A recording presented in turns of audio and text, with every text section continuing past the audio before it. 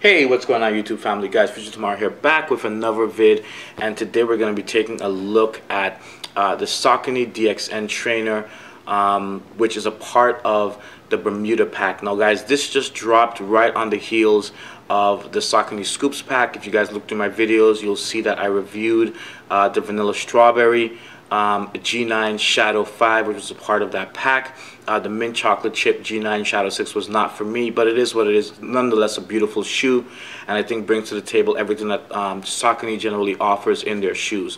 So the Bermuda pack, DXN trainer on deck. I did pick up the Shadow 6000 part of that pack. I'll probably review that either later today or sometime during the week, depending on what my schedule and timing I think provides, because I do want to do a separate on-foot video of these as well. But let's just jump into these really quick. So some brief history, guys.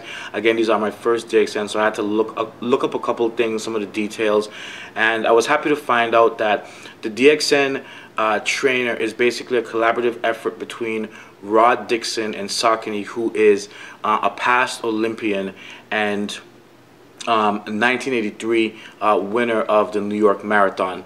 Now, if we go ahead and we take the last three letters, if we go ahead and we take his last name, Dixon, and we take out the I and we take out the O, we're left with DXN, and hence, guys, I present to you the Saucony DXN trainer. That's where the acronyms are actually derived from. It's because of the collaborative effort between this individual, Rod Dixon, and Saucony. This model first appeared, I would say, in the mid to late 80s. And it's been more of like definitely a running or a shoe for runners in that traditional nature, not just for like being used as a casual shoe, which is what many of us tend to use our runners for these days.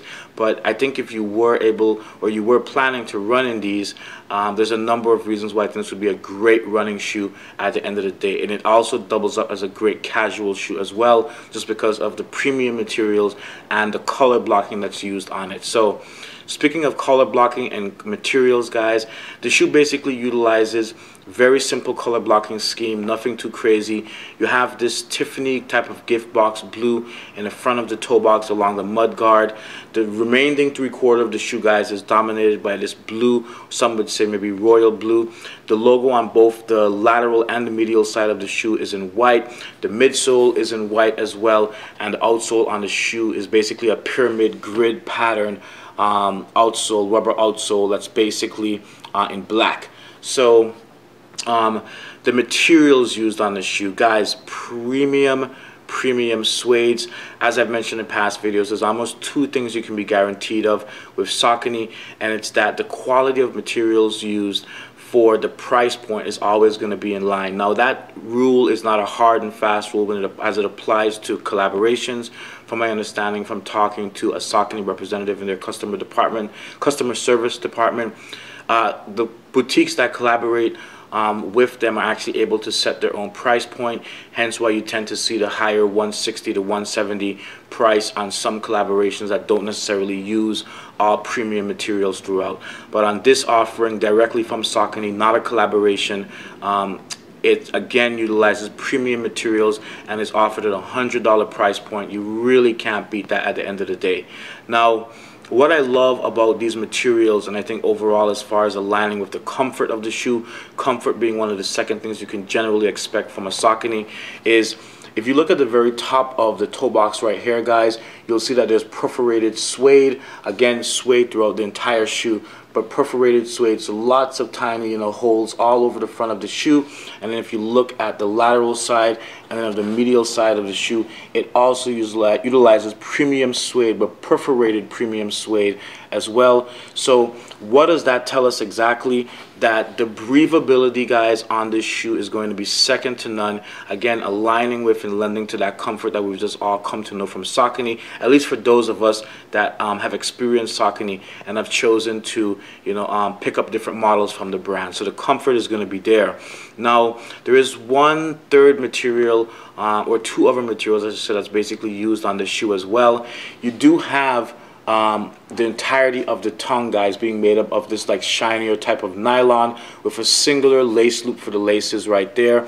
And then again, this on the sock liner is more of a cloth nylon material, and then that same material can be found on the back of the actual tongue of the shoe as well. So that's pretty much like the 3 to 4 materials, and I said 3 to 4 because some may count the perforated suede as a separate material from just the non-perforated suede, but you have perforated suede, non-perforated suede, shinier nylon, and then more of a cotton nylon material again in the sock liner and towards the back area of the tongue.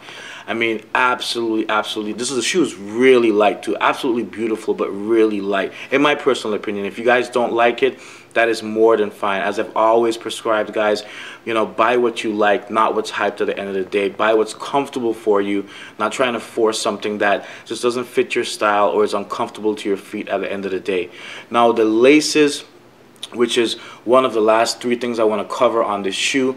If you look at the laces, guys, you basically have like a dual banded or dual colored pair of laces. You have white lines running through the laces.